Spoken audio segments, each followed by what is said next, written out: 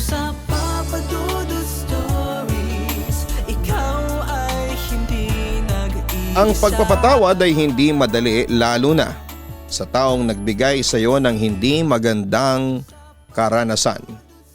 Pero paano kung ang nanay mo ang nagkasala sa iyo? Mapapatawad mo pa kaya siya? Pakinggan natin ngayong gabi ang liham na pinadala ng ating letter sender. Dear Papa Dudut, maganda at maligayang araw po sa inyo, pati na rin sa inyong mga tagapakinig. Sana po ay nasa maayos kayong kalagayan at kalusugan.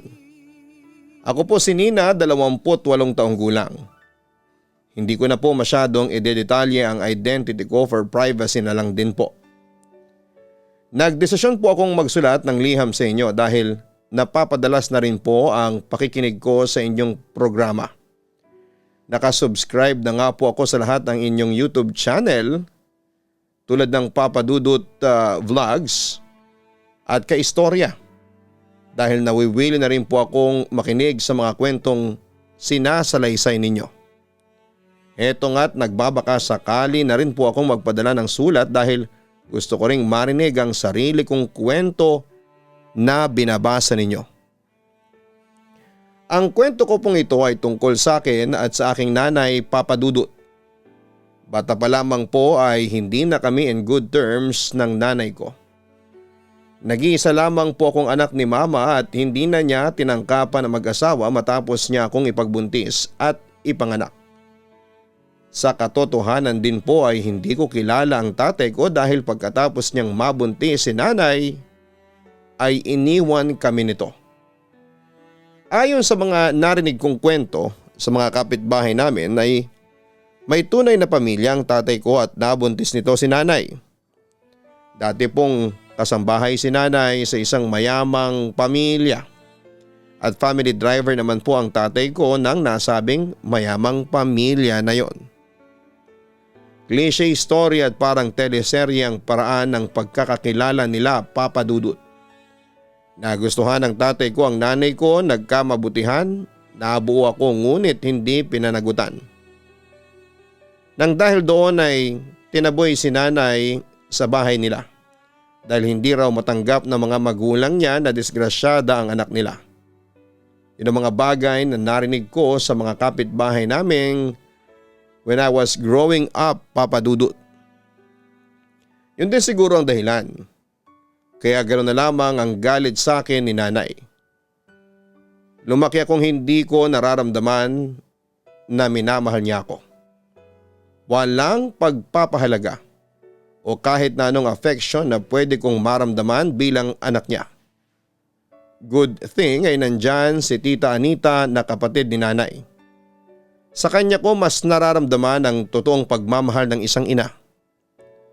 Minsan ko ngang ipinagdasal, Papa Dudut, na sana'y si Tita Anita na lamang ang nanay ko kesa sa kanya. Inisip ko pa nga noon na sana'y hindi na lamang ako pinanganak kung ganito lang din ang mararanasan ko. Gayunman ay pinag-aral ako ni nanay, pinakain at binihisan. Pero hindi sapat ang mga yon, Papa Dudut. Wala na nga akong father figure, hindi ko pa maramdaman ang presensya ng ina ko kahit na magkasama naman kami sa isang bahay. Ni hindi man nga lang po nasuportahan ang emotional system ko habang lumalaki. Hindi ako nakakarinig ng mga salitang mahal kita anak, proud ako sa iyo anak, o kahit na ano paman. Bagkos ay mas nakakatanggap pa ako ng masasamang salita gaya na lamang ng minsan na umuwi ako ng late dahil tinapos namin ang project sa school. Sobra kami nagmamadali noon dahil deadline na kinabukasan. Kaya naman nag-decide kami na tapusin na kahit na abutin kami ng gabi. Oh, umuwi ka pa? Bungad sa akin ni nanay ng gabing yon. Pasensya na po, nay. Ginabi lang po kami dahil na rin po sa school project deadline. Bukas na po kasi ipapasa yun eh. Magalang na sagot ko. Sus! Mga dahilan mo, Nina. Alam ko na yung mga ganyan mo. Sige, lumandi ka nang mabuntis ka. Ewan ko na lang kung hindi mo pagsisihan yan sa bandang huli. Mahabang litanya ni nanay. Hindi na lamang ako kumibo noon, Papa Dudut, at tiyak naman kasi na magkakaroon lang ng mahabang diskusyon sa pagitan naming dalawa na ayaw ko nang mangyari. Nagtuloy-tuloy na lamang ako sa pagpasok sa kwarto noon at hindi na lamang siya pinansin nang muli siyang magsalita. Yan, ganyan. Ganyan ka kabastos. Kinakausap pa kita, inalisan mo na ako. Bulyaw pa ni nanay. Umarap ako sa kanya at tiningnan siya sa mata bago magsalita. Nay, pagod pa ako. Magpapahinga muna ako. May pagtitimpi kong sagot. Abad sumasagot ka na. Ang lakas naman yata ng loob mong sagot-sagutin ako samantalang ako ang nagpapalamon at nagpapaaral sa iyo. Akmang binuksan ko na ang pinto ng kwarto ko nang dali-dali siyang lumapit sa akin at hawakan ng mahigpit ang braso ko. Abat bastos ka na talaga, ano? Ba't mo ko tinatalikuran, ha? Galit na sabi niya. Nay, pagod nga po ako. Hindi ko na napigilan na mapasigaw ng bahagya noon, Papa Dudut, kaya naman walang ano-ano ay bigla niya akong sinampal ng malakas. Natulala na lamang ako ng mga oras na yon at otomatikong tumulo na lamang ang mga luha sa magkabila kong mga mata.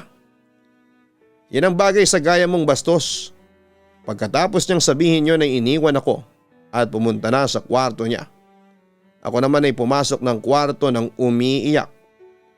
Gusto kong magwala, gusto kong masaktan si nanay pabalik pero may natitira pa rin naman akong respeto sa kanya. Kinabukasan ay walang kibo ang naganap sa amin ni nanay. Sanay na ako sa ganong klase ng setup, Papa Dudut. Sanay na sanay na. Lumaki naman po ako ng ganon. Mabuti na lamang at may matalik akong kaibigan sa school na napagsasabihan ko ng mga problema at hinaing ko sa buhay ko. O malungkot ka na naman. Minsang sabi sa akin ni Sai, short for Cyril, nang makita niya akong nakatulala sa kawalan. Imbis na kausapin siya ay matipid lamang akong napangiti dahil sa sinabi niya. Ano naman bang problem, Bessie? Tanong pa nito sabay tabi sa akin. Same old, maikli kong sagot. Ang nanay mo na naman? Tanong pa niya ulit. Sino pa nga ba? Tugon ko. Ay nako, kung bilyonaryo lang ang mga magulang ko, inampun na kita. Natatawang wika pa ni Sai. Kahit na hindi naman kayo mayaman, pwede mo naman akong ampunin. Makahulugang sabi ko. Ay, seryoso siya oh. Seryoso talaga ako. Gusto ko nang bumukod sa bahay. Gusto kong magkaroon ng safe place ay.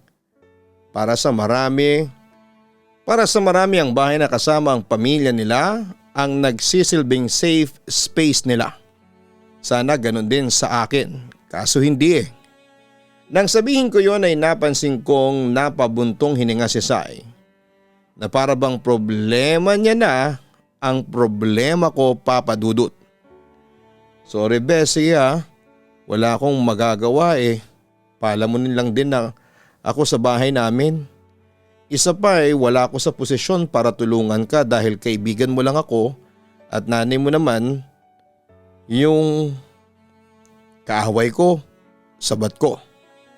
Oo, gano'n na nga, natahimik na sabi pa ni Sai. No ka Bessie, ox lang naman no. Hindi mo rin naman obligasyon na tulungan ako dahil wala ka namang responsibilidad sa akin. Sa katunayan nga niyan sobrang laki ng tulong mo. Dahil doon pa lang sa pakikinig mo sa mga hinaing ko sa buhay ay okay na ako doon. Pagkatapos doon ay niyakap ako ng mahigpit ni Sai, Papa Dudut. Yakap na parabang pinaparamdam niya sa akin na kakampi ko siya. Ano man ang pagdaanan ko sa buhay. Nakakatawa nga, Papa Dudut, dahil kapag binabalikan ko ang mga pagkakataon na yon ay para kung hindi high school student kung problemahin ng buhay. Not knowing na mas may mabibigat pang problema akong kakaharapin. Katulad ng hindi pagpapaaral sa akin ni nanay ng college. Malaki ka na. Kaya mo na ang sarili mong pag-aralin sa college. Hindi ko na kaya na tustusan pa ang pag-aaral mo. Tapos na ako sa obligasyon ko sa iyo. Minsang sabi niya sa akin sa mismong araw ng pagtatapos ko sa high school. Ni hindi niya man lang ako binate ng congratulations o sinabihang proud siya sa akin. Pero ang tanga ko rin naman para hintayin na batiin niya ako. At lalabas sa bibig niya yung mga salitang yun bata pa lang ako. Never niya namang nagawa yun. Si ate naman, ganyan talagang ibubungan mo sa anak mo?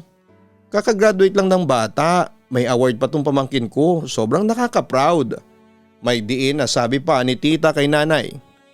Hinawakan ko si tita sa braso para pigilin siyang pagalitan si mama dahil naisip kong kahit gawin niya naman yon ay hindi naman ito tatablan. Parang ako lang din si mama, manhid na. Papadudot dahil sa tratong yon ni mama sa akin ay nag-decide si tita Anita na kupkupin na lamang muna ako. At sinabi niya sa akin na willing daw siyang pag-aralin ako. Wala pa pong pamilya si tita Anita kahit na nasa 30s na ang edad niya ng mga panahong yon. Isa po sa lagi niyang sinasabi sa akin ay sakit lamang daw ng ulo ang magkaroon ng karelasyon. At mas gusto niyang mag-focus sa kagaganda ng buhay niya. Sinunggaban ko po ang pagkakataon at alok sa akin ni tita Anita. Isa pa'y gaya ng sabi ko ay mas nakakaramdam ako sa kanya ng pagmamahal kesa sa tunay kong ina. Nang malaman ni nanay ang plano ni tita Anita ay kung ano-ano pa ang sinabi niya papadudot. Kaya spoil daw ako ni tita. Hindi ko naman daw tutulungan si tita kung sakaling makatapos ako ng kolehiyo dahil mag-aasawa lang din at marami pang iba. Inisip pa ni nanay na pinagtutulungan namin siya ni tita Anita pero hindi na namin pinagtuunan ng pansin ang bagay na yon. Nang makatungtong ako ng kolehiyo ay kumuha ako ng kursong Business Administration major in Marketing. Sinabihan ni tita na siya ang bahala sa miscellaneous fee na binabayaran sa school, maging sa pamasahe sa pang-araw-araw since full scholar naman po ako at libre ang aking tuition fee. Kahit na ganoon ay nahiya pa rin ako kay tita kaya naman nag-working student din ako bilang isang service crew sa isang fast food restaurant. Sa katotohanan ay napakahirap maging isang working student papadudot. Nakakapagod.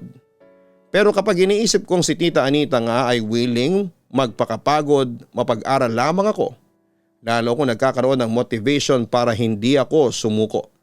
Good thing ay hindi naging mabigat ang unang 2 taon ko sa kolehiyo papadudot.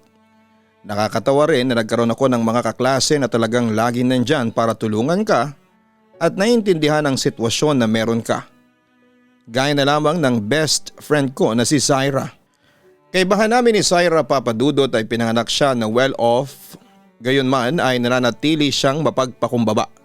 At hindi ko naramdaman ang ere o kayabangan sa kanya. Cafeteria na tayo, Nina. Yaya niya sa akin nang minsang mag-break time. Tinignan ko pa noon ang wallet ko para alamin kung kakasya pa ba ang budget ko. That time kasi kailangan ko magtipid dahil na rin sa due date ng mga bills na nakikihati na rin ako sa pagbabayad kay tita Anita. Ikaw na lang siguro, Sai. Busog pa naman ako. Tanggi ko. Pero hindi na itago ang katotohanan ng mga oras na yon papadudot dahil sa saktong kumalamang sikmura ko. You're lying. Halika na kasi, treat ko, ang sabi pa niya. Nung una ay nahihiya akong paunlakan ang paanyaya niya papadudot, ngunit naging mas mapilit pa siya. Kaya naman napapayag na rin ako. Anong gusto mo? Tanong niya habang natingin sa mga pagkain sa cafeteria. Kung ano lang ang sayo, yun na lang din ang sa akin. Ang sabi ko dahil nahihiya rin akong mag-demand o magsabi ng gusto ko. Ano ka ba? Pumili ka na, bilis. Magagalit ako sa iyo kapag hindi ka pumili ng gusto mo. Tila nagtatampong sabi niya. Nakakahiya naman, Zai, ang sabi ko pa. Ang tagal na nating magkaibigan, friend. Ngayon ka pa nahiya. Ano ka ba naman? Wika pa nito. Sige na, pumili ka na, dagdag pa ni Syra. Sige na nga, tanging nasabi ko na lamang kahit na sa totoo ay hiyang-hiya na ako sa kanya papadudot. Talagang napakabait at maasahan ng kaibigan kung yon, Papa Dudut. Hindi ko nga alam kung bakit nag-click kami gayong magkaiba naman kami ng personality. Pero siguro ay ganun talaga, ika nga ng marami, opposites attract. Hindi lang naman applicable sa relationship na magkasintahan yon, maging sa magkaibigan din. Sa tuwing gumagawa ng kabaitan sa akin si Zaira ay sinusuklian ko ito, Papa Dudut. Nakakatuwa lang dahil kahit na stressful ang school at work ay may mga tao pa rin na nandyan para pagaanin ang loob mo. Nang tumutong ako sa third year college ay tumigil na ako sa pagtatrabaho dahil mas pinagtuunan ko ng pansin ang pag-aaral. Sinuportahan naman ako ni Tita Anita kaya ganoon na lamang ang tuwa ko, Papa Dudut. Idagdag mo pa si Zaira na kapag minsan short ako sa budget ay laging to the rescue. Sa totoo lang, Papa Dudut, nang makalaya ako sa bahay na kasama si nanay ay para akong nabunutan ng tinik sa dibdib. At mas naging malaya ako. Nag-iba din ang point of view ko sa buhay. Sa katotohanan ay noong kasama ko si nanay, pakiramdam ko lahat ng tao ay against sa akin at hindi ako naiintindihan. O may kaibigan ako pero parang may kulang pa rin sa akin. Hindi naman siguro ako masama kung sasabihin kong ang sarap sa pakiramdam nang malayo ako sa aking ina.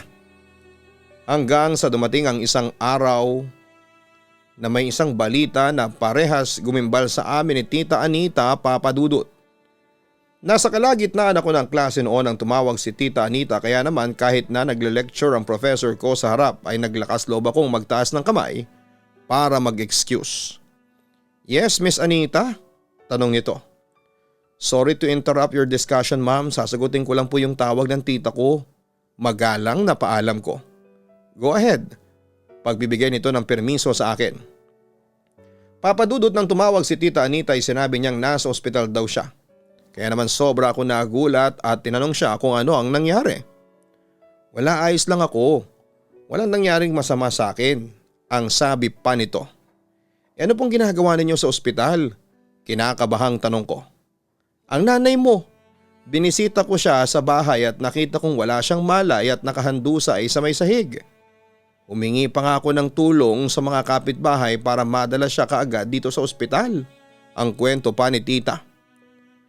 Papa Dudut, lumuwag ang paghinga ko nang malamang ayos lang si tita.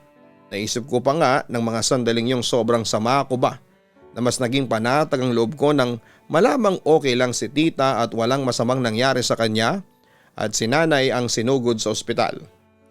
Hindi niyo naman ako masisisi. Hindi magandang naging karanasan ko kay nanay kaya kahit na kaunting awa ng mga sandaling yon ay hindi ko maramdaman. Pilitin ko man. Sinabi ko na lamang kay Tita Anita na nadadaan ako doon pagkatapos ng klase. Ngunit sabi niya na umuwi daw muna ako ng bahay para lutuan siya ng pagkain at ihatid yon sa ospital. Siguraduhin ko din daw na pagkatapos kong gawin yon ay ilako ng maigi ang pinto at siguraduhin safe ang bahay niya bago ako pumunta sa ospital. Nang makabalik ako sa klase ay tinanong ni Zaira kung ano ang nangyari. Ikinuwento ko sa kanya ang napag-usapan namin ni tita at batid kong nagulat siya sa inasal ko. "Nanay mo yung sinugod sa ospital, tapos parang wala lang sa'yo," ang sabi pa niya sa akin. Hindi ko naman siya masisisi na ganon ang reaksyon niya dahil hindi niya naman alam ang kwento ng buhay ko. Especially yung tungkol sa hindi magandang relasyon ko kay nanay.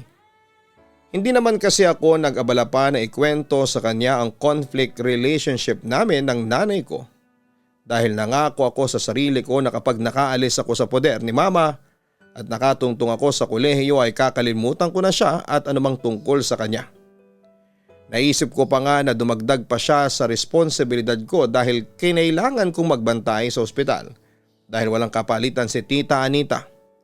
May mga araw pa nga na kailangan naming isakripisyo ni tita ang pag-absent sa trabaho niya at sa eskwelahan ko para lamang mabantayan namin siya.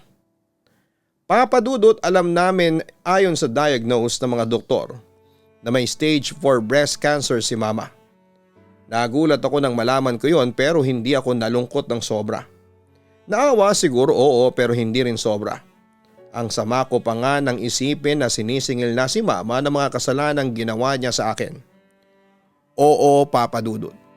Talagang may namuong galit sa puso ko na kahit alam kong nanay ko siya.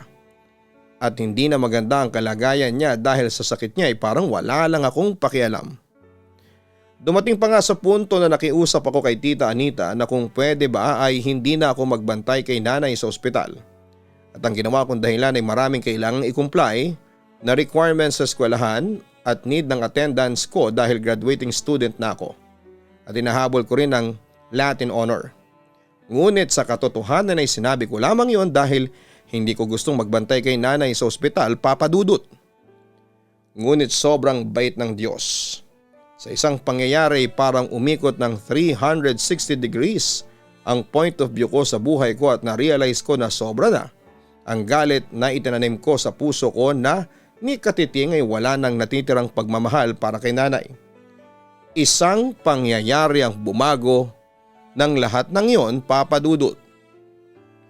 Minsan ay inutusan ako ni Tita Anita na kumuha ng damit ni nanay sa dati naming bahay dahil wala na itong pamalit.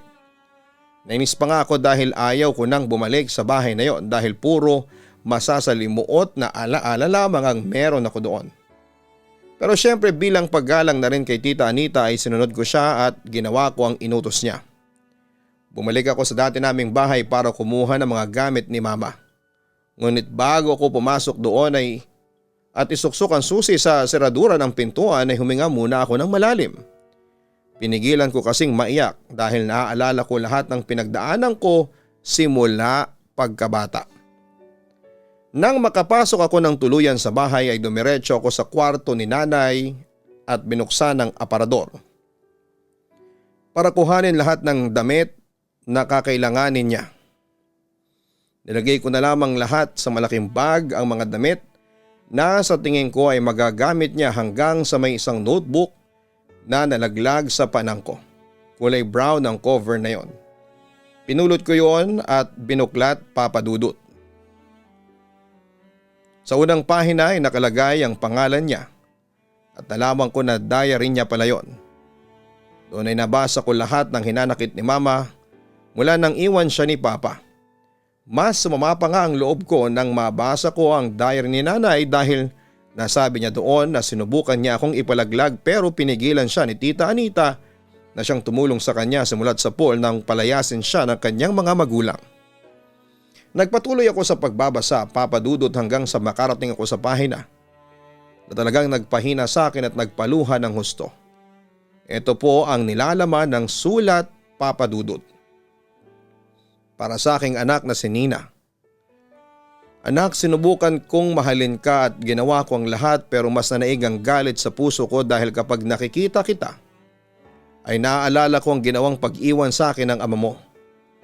Nang pinanganak kita ay sinabi ko sa sarili ko na mamahalin kita at hindi pababayaan. Pero hindi ko nagawa yun. Mas minahal ka pa nga ng kapatid kong si Anita. Kung alam mo lang anak, Nina, ginawa ko ang lahat. Pero alam kong kulang na kulang yon. Ni hindi ko na iparamdam sa iyo ang pagmamahal ng isang ina na dapat ay maramdaman ng isang anak.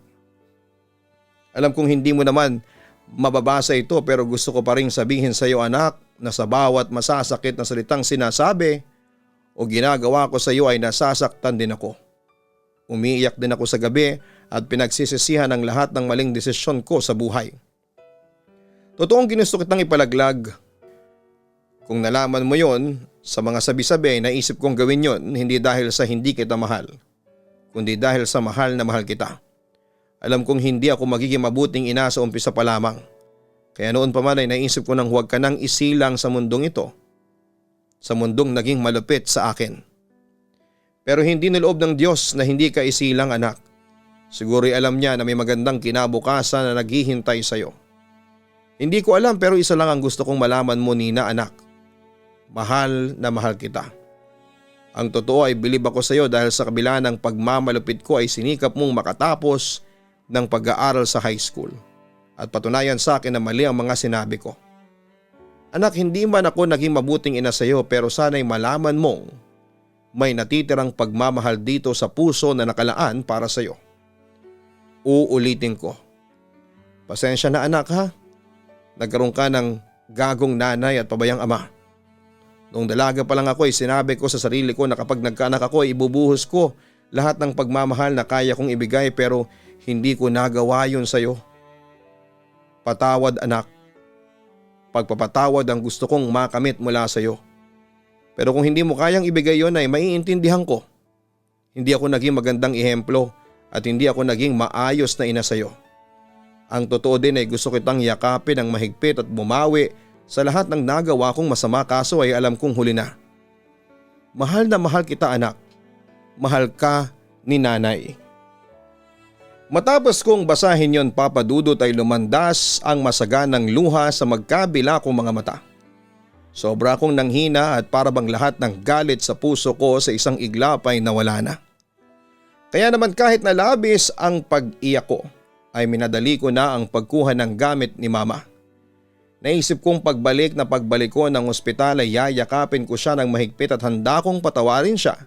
Lalo na't ng mga oras na yun ay bilang na lamang ang mga oras na pwede ko siyang makasama. Binigyan na kasi siya ng taning ng doktor Papa Dudut kaya hanggang nabubuhay pa si nanay I want her to give the best of her life until her last breath. Yun ang sinabi ko sa sarili ko at maibibigay ko yon kung patatawarin ko siya. Papa Dudut pagkarating ko sa ospital na mga oras na yun ay niyakap ko ng mahigpit si nanay na siyang kinagulat ni Tita Anita at siya na rin mismo. Sa puntong yon para kaming nagkaroon ng reconciliation moment. At sinabi ko kay nanay na mahal ko siya. At handa ko siyang patawarin sa lahat ng bagay na nagawa niya sa akin. Sinabi kong magpagaling siya upang makapagsimula kami at bumuo ng bago at masayang alaala. Nagkamali ako nang sinabi ko sa sarili ko na hindi ko na kayang patawarin si nanay dahil totoo ang sinasabi ng marami na kahit balik ta rin man ang mundo ay magulang ko pa rin siya. Papa Dudut lumipas ang ilang linggo ay pinilit at inayos ko ang pakikitungo kay nanay. Totoong madali ko siyang napatawad pero gradually binubuo ko ang maayos naming samahan. Ginawa ko ang lahat para sa kanya. Nandiyan ako ang naglilinis sa kanya, nagpapakain at umaalalay. Hindi ko na ininda ang nararamdaman kong hirap sa kabila ng pag-aaral at pag-aalaga sa kanya. Pero hindi rin yun nagtagal Papa Dudut. Makalipas ang ilang pangbuwan ng pananatili ni nanay sa ospital ay tuluyan na siyang binawian ng buhay. Sa totoo lang, ang bahaging ito ay ayaw ko nang sobrang idetalye dahil ang sakit-sakit pa rin sa akin magpahanggang sa ngayon. Sabi ko noon kahit siguro mawala si nanay, wala akong mararamdaman na panghihinayang. Pero mali ako. Siguro gusto na rin ng Panginoon na patawarin ko si nanay lalo na sa huling mga sandali niya sa mundo. Ayaw din siguro ng Panginoon na may mabigat itong dinadala bago tumawid sa kabilang buhay. Sobra ang pasasalamat ko sa Panginoon kay Tita Anita, kay Zaira, sa best friend ko noong high school na si Cyril at syempre pati na rin kay nanay. Sila ang mga naging dahilan kung bakit ako matatag sa ngayon at patuloy na lumalaban sa pagsubok at hamon ng buhay. Eto na po ako ngayon Papa Dudut, nagtatrabaho na sa isang magandang kumpanya, maayos ang posisyon at may magandang sahod. Si Tita Anita naman po ay sa wakas nakakilala siya ng the one at masaya ako para sa kanilang dalawa dahil deserve niyang mahalin at magmahal. Sobrang masaya din po ako for Tita dahil halos buong buhay niya ay umikot sa akin at kay nanay. Kung ako naman ang tatanungin ng listeners, wala pa po akong boyfriend sa ngayon. Focus muna ako in building my career, saka na siguro ang pagbo-boyfriend. Actually, kailan lang na panaginipan ko si nanay at ang ganda niya sa panaginip ko at ang aliwalas ng mukha niya. Na para bang masaya siya sa kung nasaan siya ngayon. Hanggang dito na lamang po ang liham kong ito Papa Dudut. Sobrang maraming salamat po sa paglalaan ng oras na pagkukulan ng liham kong ito at salamat din dahil nagsilbing outlet ang inyong programa para ilabas ng mga listeners ang kanilang mga nararamdaman at karanasan sa buhay. Lubos na gumagalang, Nina. Napaka madamdami ng kwento mo Nina. Salamat din dahil ang programang ito ang iyong napili para ibahagi ang iyong kwento. Saludo ako sa kagaya mo na sa kabila ng pinagdaanan sa buhay at mga pasakit, ng ibinabato nito sa iyo ay nanatili ka pa rin matatag at hindi naging madamot sa pagpapatawad. Alam kong napakahirap para sa iyo na gawin ang bagay na yon, ngunit hindi ka nagdalawang isip dahil sabi mo nga, mahal mo ang iyong nanay. Sumalangit nawa ang kanyang kaluluwa. Muli maraming salamat sa iyo Nina at ganoon din sa ating mga tagapakinig. Huwag kalimutan na mag-like, share and subscribe. Hanapin din po ang Papa Dudut Vlogs at Kaistorya YouTube channel. Magandang araw sa inyong lahat. Ang buhay ay mahiwaga, laging may lungkot at saya. Sa Papa Dudut Stories, laging may karamay ka.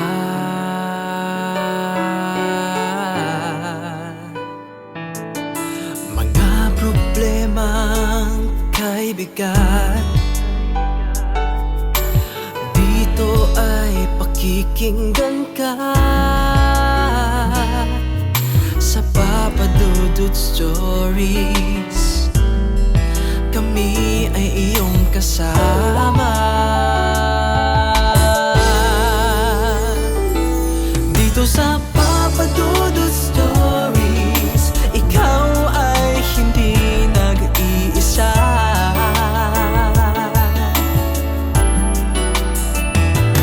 Dito sa Papa Dudut Stories, may nagmamahal sa'yo.